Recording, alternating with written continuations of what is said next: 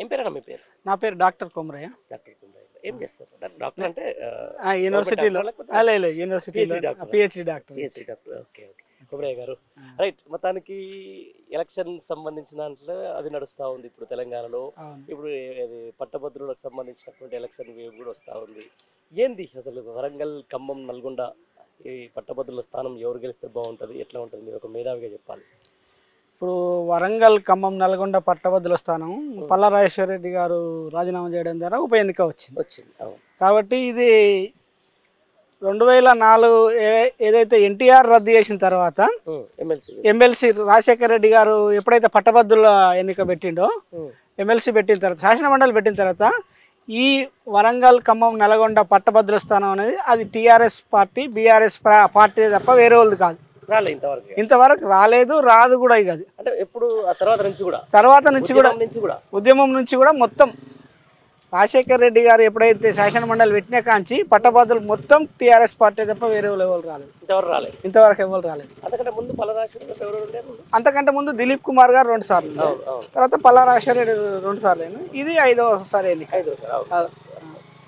ఎట్లా ఉండబోతుంది అంటారు మళ్ళీసారి? మరి ఇప్పుడు ఈ 3 జిల్లాలలో, ఇప్పుడు మేజర్గా ఉమ్మడి వరంగల్ జిల్లాలో 3 జిల్లాల్లో ఎక్కువ మెజార్టీ ఓట్లు ఉన్నాయి. వరంగల్ టౌను.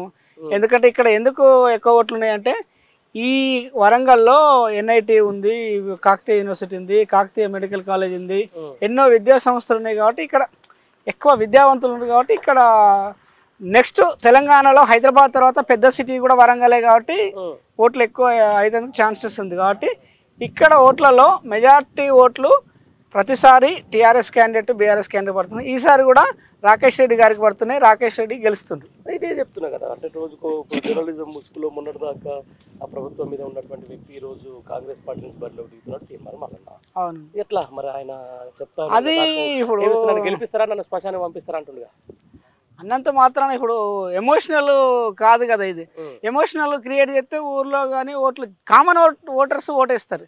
ఇది గ్రాడ్యుయేట్స్, ఎంప్లాయీస్, టీచర్స్, వివిధ శాఖలలో ఉండే ఎంప్లాయీస్ ఉంటారు.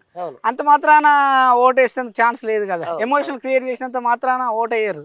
అంతే కదా, ఎమోషన్ చేయరు. ఎందుకంటే ఆలోచించి ఓటేస్తారు. ఎవరు ఏంది, పూటకొక మాట, పూటకొక పార్టీ, పూటకొక సంబంధించిన దాంట్లో మాట్లాడే ఇప్పుడు జర్నలిజం ముసుగులో ఉన్న వ్యక్తి మాట్లాడుతుండేది.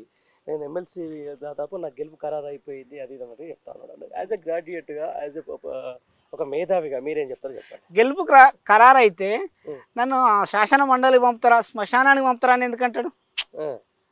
గెలుపు ఖరారైన వ్యక్తి హాయిగా ఇంట్లో ఉంటాడు, లేకుంటే జనరల్గా ఏదో ప్రచారం చేస్తాడు. కానీ నన్ను శాసన మండలి పంపుతారా, శ్మశానానికి పంపుతా అన్నాడు. ఓడిపోతున్నా అనే నైరాశ్యంలో ఎమోషనల్ క్రియేట్ చేసే విధంగా ఉన్నాయి తప్ప ఆయన గెలిచే పరిస్థితి లేదు. లేకనే కదా ఆ మాటలు. ఇప్పుడు మనం మాట్లాడదాన్ని బట్టే మన క్యారెక్టర్, మన ఏమైతుందో మన భయాలన్నీ బయటకు వస్తాయి. అదే అంటున్నాయి కదా, రాగానే 6 నెలల కాలంలోనే 30,000 ఉద్యోగాలు ఇచ్చినామని చెప్పేసి ఇప్పుడున్న ముఖ్యమంత్రి అంటా ఉన్నాడు. ఆ తర్వాత గతంలో ఏదైతే రిపీట్ అవుతుంది, ఏది అసెంబ్లీలో జరిగిన అదే ఫలితాలు రిపీట్ అవుతుంది అని చెప్పేసి ఇక్కడ కాంగ్రెస్ పార్టీ వాళ్ళు అంటున్నారు. మీరేమంటున్నారు దాన్ని? అసెంబ్లీ ఫలితాలు ఏం రిపీట్ కావు. 30,000 ఉద్యోగాలు అంటే నేను చెప్తా, యాజ్ ఏ పబ్లిక్ అడ్మినిస్ట్రేషన్ స్టూడెంట్గా, యాజ్ ఏ అడ్మినిస్ట్రేషన్ తెలిసిన వ్యక్తిగా నేను ఏం చెప్తున్నా అంటే, ఒక ఉద్యోగం నింపాలంటే కనీసం ఒక ప్రాసెస్ ఉంటుంది.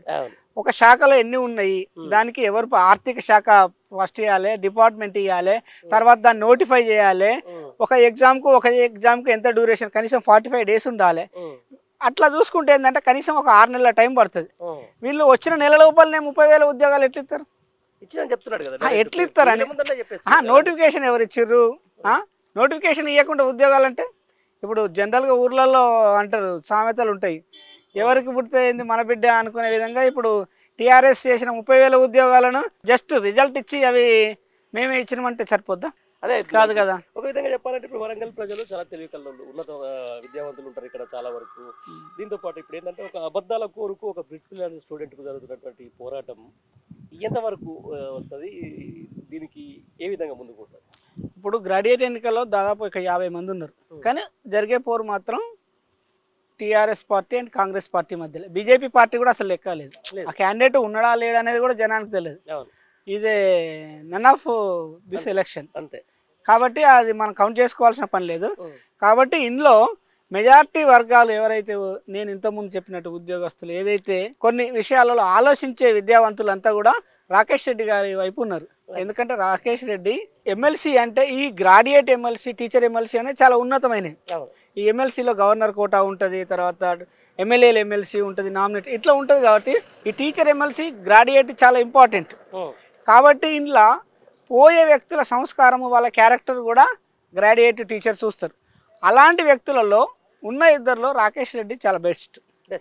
రాకేష్ రెడ్డి గెలిస్తే బాగుంటుంది. ఎందుకంటే ఒక విద్యావంతుడు బిట్స్ పిల్లల్లో తన చదువును పూర్తి చేసి అంటే ఒక ఉన్నత విద్యా సంస్థ దారి ఏంటంటే ఒక మంచి విలువలతో కూడుకున్న ఏదైనా కూడా విలువలతో కూడుకున్న రాజకీయం చేసినా వ్యాపారం చేసినా కొన్ని చేసినా ఏంటంటే లాభమైన నష్టమైనా కూడా ఒక సర్వీస్ని నమ్ముకున్నప్పుడు ఒక వ్యవస్థను నమ్ముకున్నప్పుడు మనం దాన్ని చేయాలనే ఆలోచన ఉన్న వ్యక్తులు ఉంటారు. అంటే ఇప్పుడు మల్లన్న ఏదైతే ఉందో ఆయనే ఇప్పుడు ఫస్ట్ నేను ఇండిపెండెంట్ అన్నాడు, తర్వాత ఏమన్నాడు బీజేపీ పార్టీలో పోయినప్పుడు, తర్వాత ఇప్పుడు కాంగ్రెస్లో వచ్చింది, రేపు ఇంకో పార్టీ. అంటే అట్లా అవసరాల కోసం కాకుండా ఈయన ఒక రాజకీయాల్లో రావాలనే ఉద్దేశంగా ఒక సర్వీస్ చేసుకుంటూ వచ్చిన తర్వాత ఇప్పుడు ఒక పార్టీలో ఉన్నప్పుడు పనిచేసినప్పుడు పార్టీ గుర్తించాలి. కనీసం ఒక దగ్గర అకామిడేట్ చేయలేనప్పుడు ఇంకొక దగ్గర అకామిడేట్ చేస్తాం, ఇది పద్ధతి అని చెప్పాలి. కనీసం సర్వీస్ని కూడా గౌరవించినప్పుడు ఉంటుంది. కాబట్టి అలా పనిచేసి కూడా ఆ పార్టీ ఏం చేయలేని పరిస్థితిలో టీఆర్ఎస్ పార్టీ తీసుకుంది. ఆయన సర్వీస్ వరంగల్లో ఉంది కాబట్టి ఉమ్మడి జిల్లా వరంగల్ ప్లస్ నల్గొండ కూడా ఇంతకుముందు ఆయన ఇన్ఛార్జ్గా చేసిండు. నల్గొండ కూడా టీఆర్ఎస్ పార్టీ ఇవన్నీ యాంగిల్లో దృష్టి పెట్టుకొని Rakesh Reddy is a efficient person this election. Thank you very much.